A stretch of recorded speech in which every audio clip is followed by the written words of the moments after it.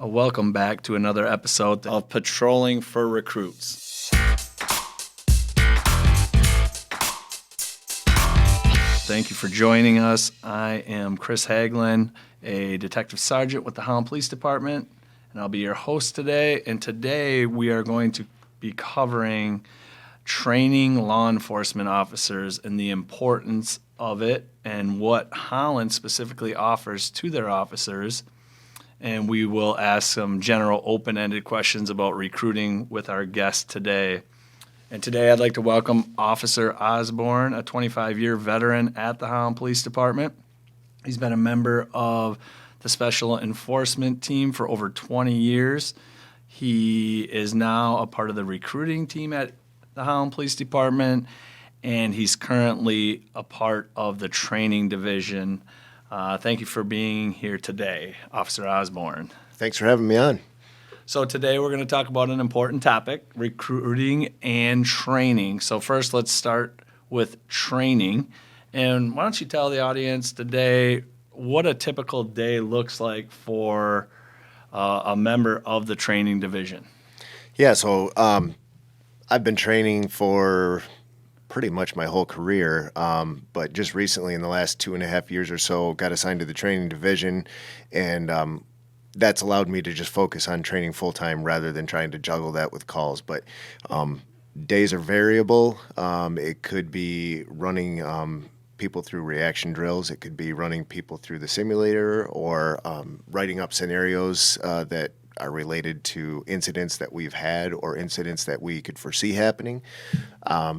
So variable, and and then also balancing that with recruiting new officers, which is a time-consuming aspect of the job as well.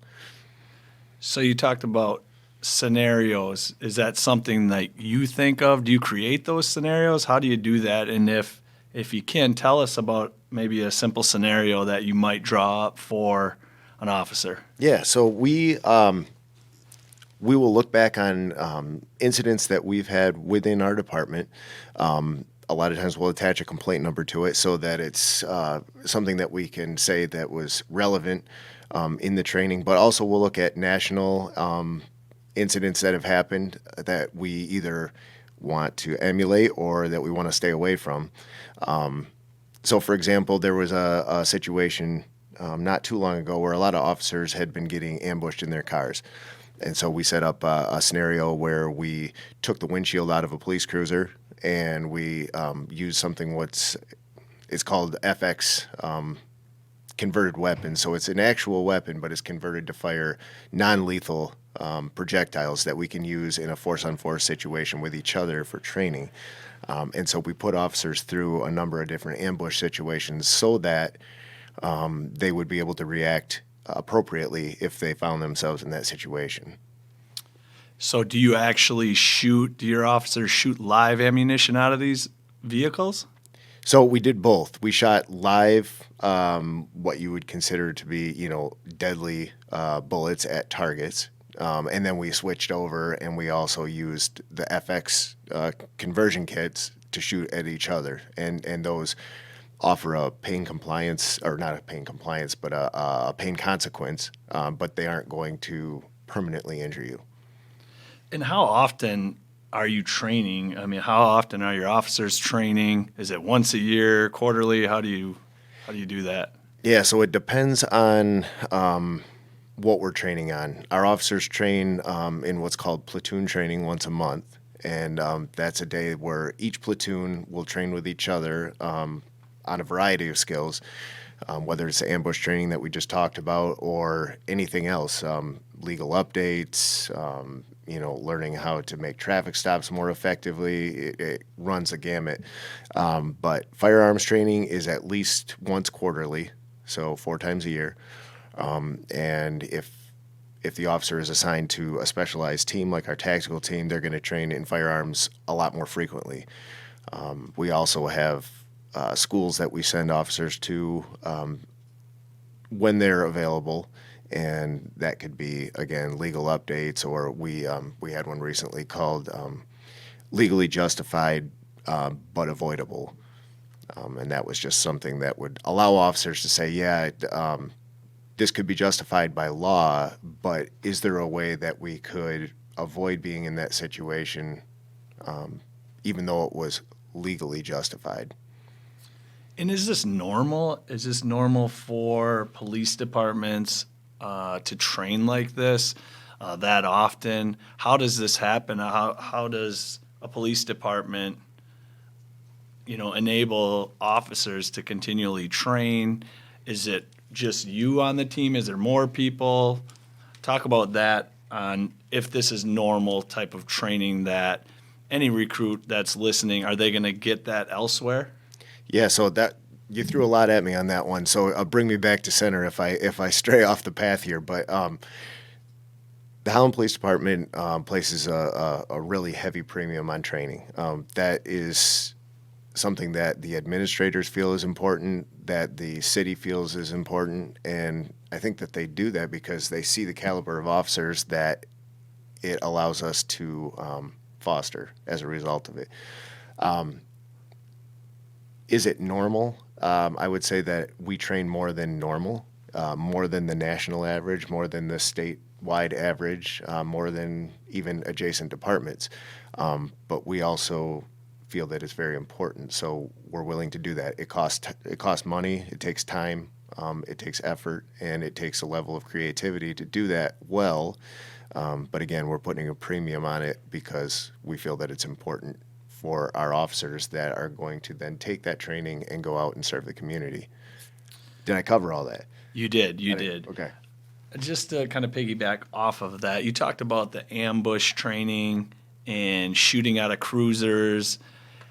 How is this important to that individual officer? Do you see, a level of calmness when they get called out to a real live complaint?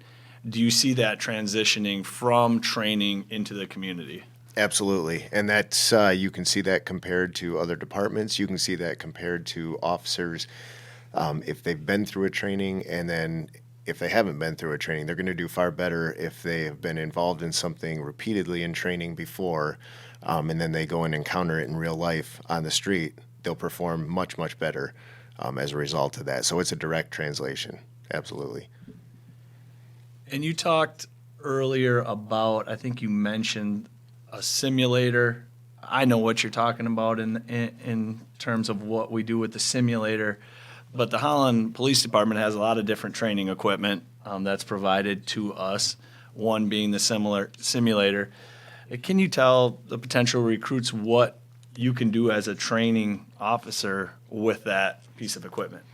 Yeah, so it allows a lot of different opportunities for training. It's I guess just to paint a picture for you, it's a room devoted completely to this simulator. It's a 3-screen digital projection that allows not only scenarios but also range training, and I'll go into that in a minute. But the officer is allowed to use their real weapons that recoil the same, they sound the same. But it doesn't cost anything to fire them. But it also, probably even more importantly, allows us to work through de-escalation scenarios. So I'll give you an example. If we were dispatched to a situation where somebody was having a mental health crisis, we could train that officer to talk to the person in an effective way, and the person on the screen, the person having the mental health crisis, would respond accordingly. So if the officer was talking appropriately to them, soft tone of voice and allowing them to feel like they were going to be helped, if that person maybe had a knife, for example, they might drop the knife and comply. But if the officer is not doing a good job, they might rush at the officer with a knife or start cutting themselves. So it's very reactive to what the officer is doing. And the training officer who's running the scenario can choose which branch to go off and make the situation go a certain way. And we always want the officer to go through as many times as it takes until they reach a successful outcome, so that they're able to then translate that onto the street like you were talking about before. They can say, hey, I resolved this successfully in training, and now I can do it successfully on the street as well. And you mentioned about the range. The Holland Police Department has their own range. When you're training in the range, I've heard you talk about how effective reaction drills are and how that impacts an officer in their decision making. Can you explain to us how you prepare for reaction drill training, and then also provide an example of a scenario that you might put an officer through? Sure. Yeah, so we used to call them bag drills because you would often put a bag over the officer's head so they didn't see what was coming. Okay, so it's not a full-on scenario. It's basically a reaction to a situation so that we can put the officer through multiple times and it's not time-consuming, not nearly as time-consuming as a scenario would be. But an example of that would be officer standing there with a bag on their head, and you put a role player, so an actual person, in front of them, and maybe they have just their hands in their pockets, and you don't know what it is that they're doing. And so you have to then, ask them to take their hands out of their pockets. They may or may not comply, depending on how the drill is set up. They're not all force scenarios. They could just be use of cover or de-escalation scenarios. We try to provide a wide range of situations for the officers to go through. But these reaction drills, it brings things very near to a life situation, that you would experience on the street. And a lot of times, again, we take them off of situations that an officer may have experienced like a week ago. And then attach that complaint number and say, okay, here's a situation that we had. We want to make sure that all the officers are exposed to it, so we're going to put them through these reaction drills and allow them to, again, obtain a successful outcome on those. I've participated in a lot of these reaction drills throughout the past 20 years, and I can tell you, as somebody that has participated in them, that they've evolved. They definitely have. There have been times where, and I'm going to ask you this, do officers that go through the bag drills, does it get intense? So I was going to ask you the same question. What did you feel when you went through it? When I went through it, you get nervous. You don't know what to expect because, like you said, at times there's a bag over your head. You can hear stuff going around, but you don't know what to expect. Who likes that, right? Nobody. So you get the bag off your head. You might have an individual standing over the top of you with a knife. So you have to respond.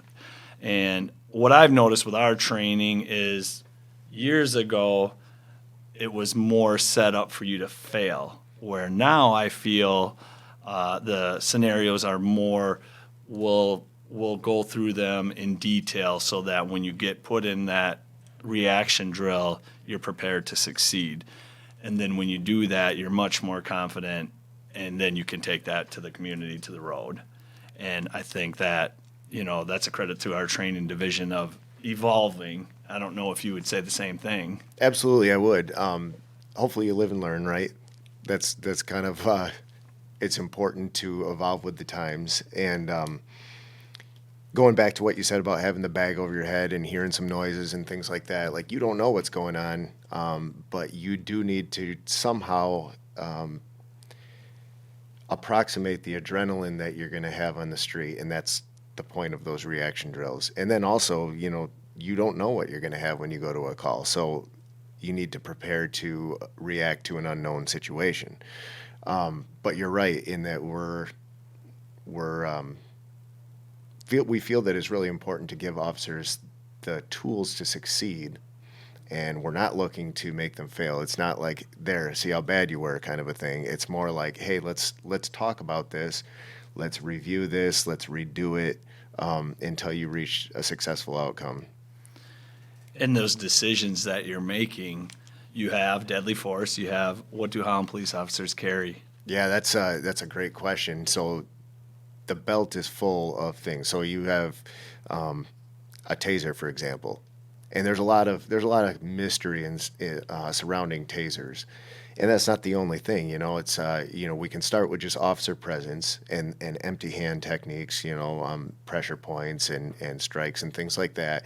But then we also have batons and we have tasers, and it's not just like you are only able to use empty hand techniques and then go straight up to a weapon. It could go to that, depending on the situation, but there's a lot of stuff in between that you could use as well, including your mouth, which is probably one of the more important things.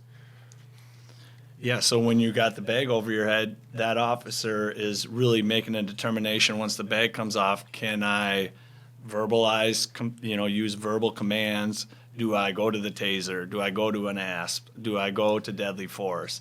Those are all things that we're thinking about and processing, which is great experience when you can take it back to the road. It is, but if you don't train regularly in that, there's a paralysis through analysis that you might go through because you have so many options. It may just cause you to be like, I don't know what I'm going to use because I haven't trained with any of this stuff. And then you just sit there and don't do anything, which is almost always the wrong decision. It doesn't mean that you have to use some force, for example, but you may need to move to cover. You may need to move laterally offline to get out of the way of a attack that's coming your way. There's a lot of different things that you can do, but if you don't train, those options can seem overwhelming because there are so many. So we're going to shift gears just a little bit here. I'm just going to ask you some personal questions. The first question that I want to ask you is, you've been here for 25 years, and you've been a police officer on the streets of Holland. What have you noticed in the last 25 years that has changed throughout your law enforcement career?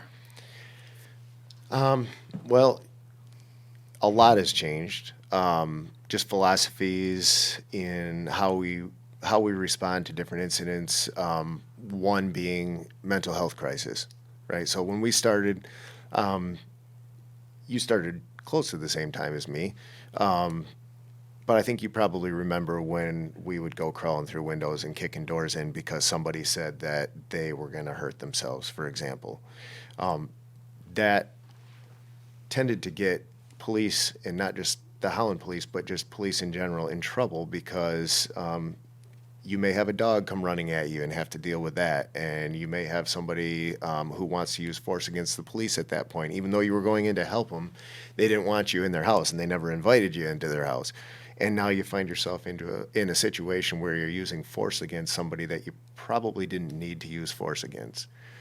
Let me ask you something. So almost 20 years ago, I was called to a complaint of suicidal male, and we arrived on scene and all the doors were locked. And one of my sergeants immediately said, check the windows. So there was a window open. I was the youngest guy, so they lifted me up. I went through the window and I heard a ladder click in the basement. It was a Michigan basement. And I ran down there and there was a gentleman that was hanging. And we ended up cutting him down and saving his life. Is that changed? Is that still happening today, or is that shifted? Yeah, so you can go from hero to zero in a hurry. So I'm going to flip the script on you here a minute. In that case, you're the hero because you save a guy, right? If we change things up just a little bit and you go crawling in the window as the youngest guy, which is, not uncommon, but you go down there and you hear a click and it's somebody pulling the hammer back on a revolver and you get into a gunfight with the guy and maybe you end up shooting him, right? He never even invited you into his house. There's no crime against harming yourself. And so now you're in that house trying to save someone, having the best intentions, wanting to live out your mission as a police officer to serve and protect, trying to serve this guy, but instead you get into a lethal force confrontation because you were never invited into that house. Now you're being blamed for being involved in a lethal force confrontation that you didn't have to go into. Okay, so I'll give you the alternative now. Rather than climbing in a window and getting into a gunfight potentially with someone, Now we're going to do a lot more talking from the outside and involve our crisis intervention team, tap into the mental health resources that we have, try to convince that person to go and talk to somebody at the hospital or elsewhere. The fact that we want to help somebody hasn't changed. How we go about doing it has changed somewhat.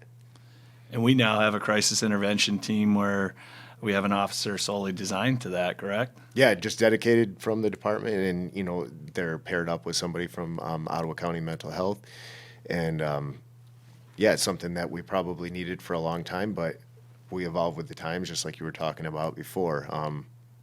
This is something that's going across to departments across the country, but a lot of this stuff takes a little while to get there, but we're there. So. Another thing that's evolved is recruiting. Back when you and I were going through the academy, we were competing against a lot of other recruits to get a job. And you're a member of the recruiting team here at Holland.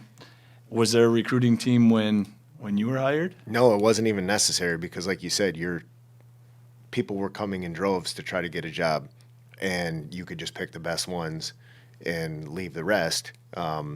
So if there were 3 positions, maybe you have 50 people who would be in there for those positions. You could pick 47 that you weren't going to take and take the 3 best ones. Now you have to go out and make a big effort to seek out people like that. Once you do it, you do find the good applicants and you find the quality people that you're looking for. But if you're not actually going out and aggressively pursuing people like that, you're not going to have those applicants most of the time. So I'm on the recruiting team with you, but why do you want to be a part of the recruiting team? Yeah, so at this stage of our careers, we're in the kind of give back stage, I think. You want to see the organization and the culture of the police department continue in a positive way, and that's one way to do it. And you're allowed to, at that point, interact with some people that you're seeing the changing of the guard, so to speak, in law enforcement, which is pretty satisfying. And it's nice to just have those conversations. We start out with kind of that soft interview, just over breakfast or lunch or whatever, and just get a feel for somebody and make sure that not only is our department something that they would like, but also are they going to fit with our department overall? For sure. And in this atmosphere, I think it's important too for the potential recruit to learn what they can about the community, the type of community that they're going to police, and make sure the fit, like you said, it fits both ways. Yep. Because there's a lot of training that we didn't even touch on that goes in with our field training officer positions, and there's just a lot of time and energy that gets spent by our training division and that recruit.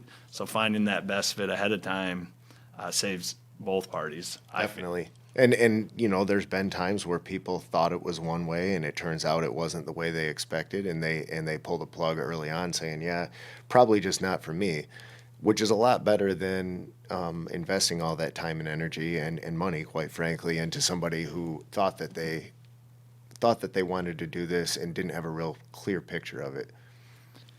And the reason why we're doing this podcast is so hopefully there's a recruit out there that's interested in being a police officer with the Holland Police Department. If not, hopefully somewhere, in Michigan, and we can help them and kind of give them some guidance as to what to expect. But what would you tell that recruit who's 2 years out from going to the academy? What would you tell them to help him or her prepare for a future in law enforcement? Yeah, I like the way that you said this to some people that we've dealt with recently, but, get involved in as many things as you can, ride with as many departments, expose yourself as much to different departments as you can, because even if you don't work for the Holland Police Department, that's going to help you in any interview process. You may not like the Holland Police Department because it's not big enough, let's say, or it's too big. You want a smaller department. Those kind of interactions are still going to be beneficial to you if you went to a larger department or a smaller department or a more rural department or whatever. But yeah, I would say get involved in volunteering. We have a lot of those training opportunities where we need role players for, say, like an active assailant thing. Like, get involved in that kind of thing. Come and be one of the people who's running through a school, acting out that thing, maybe even being the suspect, for example. It allows you to interact with the officers, with the training department, and also just see what the officers have to go through to do their jobs. And if somebody was interested in doing that, do you have an email address that you could share where they could reach out to you? Yeah, definitely. So it's just j.osborn, OSBORN, at cityofholland.com. And I think that, anybody that would reach out with that kind of thing, we may not be able to say yes depending on where they're at, but they're going to get a response one way or another. And we would welcome the help and would welcome the involvement. Well, thank you very much. Like we said earlier, training is very important for any law enforcement officer, whether you're at Holland PD or somewhere else. And thank you for coming in today. Thanks for having me. And we appreciate you tuning in with us. In our next topic, we will be covering our crisis intervention team. You heard Officer Osborne touch on it briefly, but we'll be providing more information on that team as well. Thanks again. We'll be signing off 10:42.